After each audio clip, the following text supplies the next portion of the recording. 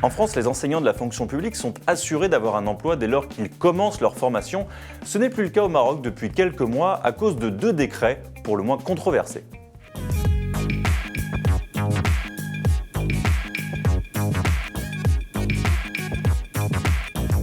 Cinq ans après les débuts des printemps arabes, serait-on en train de vivre l'hiver marocain?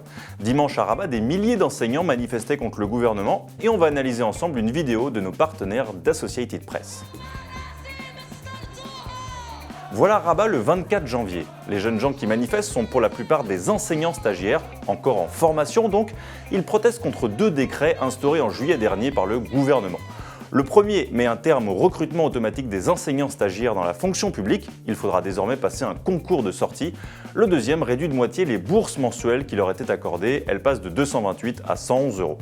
Retour à la vidéo. On peut voir le numéro de ces 2 décrets dénoncés sur ces 2 pancartes comme ici et des slogans chantés comme « Fais-toi entendre et n'aie pas peur ».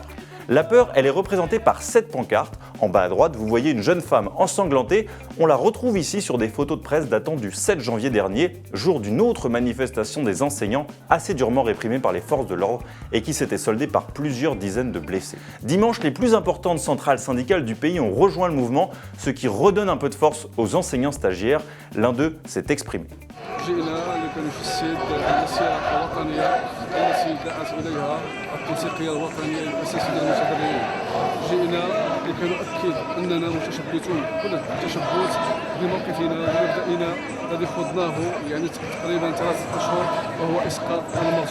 Le gouvernement de son côté est catégorique, il ne reviendra pas sur les décrets.